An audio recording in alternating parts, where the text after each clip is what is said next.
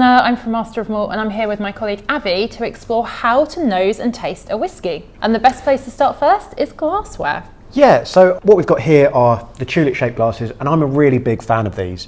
There's multiple different kind of glasses you can get, different styles, different shapes, loads of different companies out there. But for me, this is kind of the epitome of glassware. This is my favourite type of shape.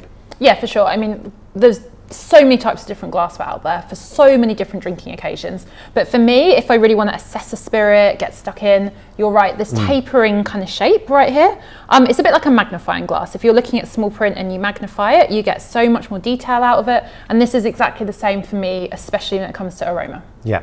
I guess the next thing that we're going to look at is going to be the actual appearance of the spirit itself.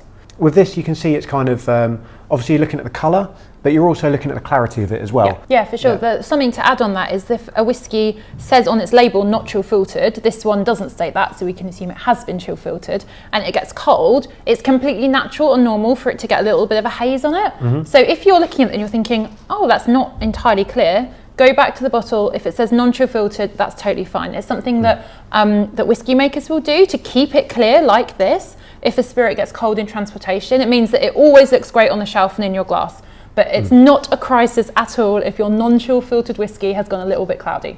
I think the next thing that I would do is start nosing it. Yes. Now, obviously you don't want to, first of all, swoosh your glass around, because what's going to happen is the spirit in there, the spirit content is quite high, the alcohol content is quite high. And by swooshing it around, you're actually releasing those vapours much more. And especially in a glass like this, it's going to really overpower your senses. Yeah, for sure. I think a key thing to remember when nosing especially is that it's about the balance of the alcohol and the alcohol strength with those lovely flavour compounds that give you all of this stuff. So everything you do, you want to max out getting at those flavour compounds without the alcohol getting in the way a lot of the time. Yeah. So swooshing it around, that's just going to agitate the alcohol and really it's not going to help you at all. Yeah, and you know, don't go straight in there, just don't throw your nose in and take a big deep inhale. You know, that's again going to really overpower your senses. You know, this is bottled at 43% volume, so you know that's going to be quite high alcohol content. So take short breaths in.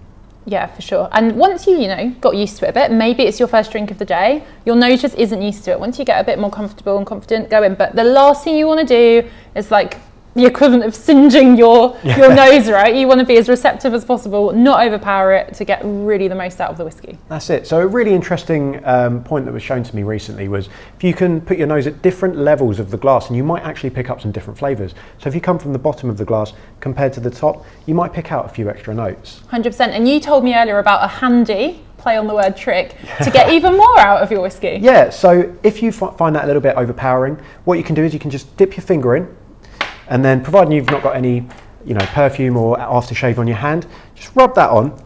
What will happen is the alcohol is going to evaporate quite quickly, and then you're left with kind of those core flavour compounds, those core notes that you can kind of pick out quite easily. 100%. For me, this is now like super grainy. Yeah. Like on the nose in the glass, it was about sort of the alcohol and the peat. Now I'm getting grain and orchard fruit notes as well as the peat. It's just so much easier to pick it out. Yeah, so it just kind of helps with that, doesn't it? Yeah, for sure. And we've talked probably enough about nosing. I think so, Shall we taste? Let's.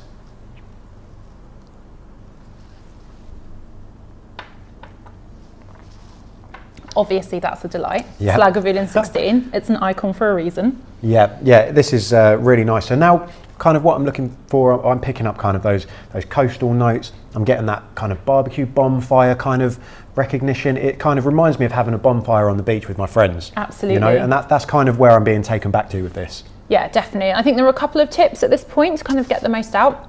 First of all is to take really little sips. This is not orange squash, it's not water, it's a high alcohol liquid and it needs to be treated as such.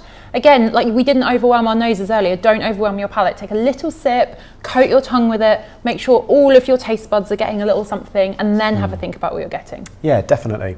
So, Christy, how do you feel about water?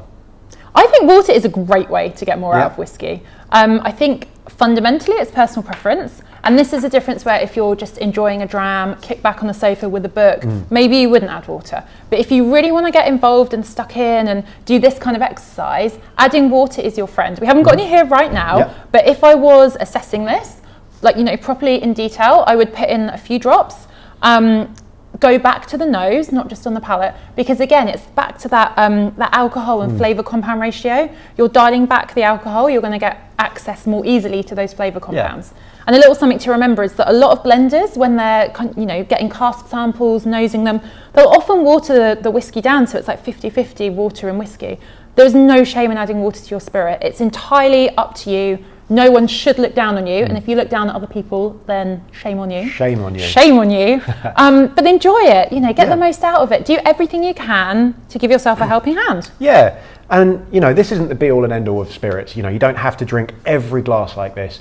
So what I tend to do is when I get a new bottle, if I've not tried it before, I'll do this with my first glass, maybe with the second, but then I kind of, put it in a cocktail, mix it with Coke, do whatever you want to do with it. There shouldn't be this stuffy attitude around whiskey and spirits in general. It's there to be enjoyed, so do enjoy it. Absolutely. Just remember that it's your preference, it's your whiskey. Enjoy it how you like it. If you want to add an ice cube, do it. If you want to mix it in a mixed drink, do it. If you want to add water, do it. If you want to do this whole exercise and note down like thousands of tasting notes because you enjoy it, fantastic. Yeah, exactly. So I think the key takeaway here is, drink it how you want to drink it, enjoy it, and cheers. Cheers.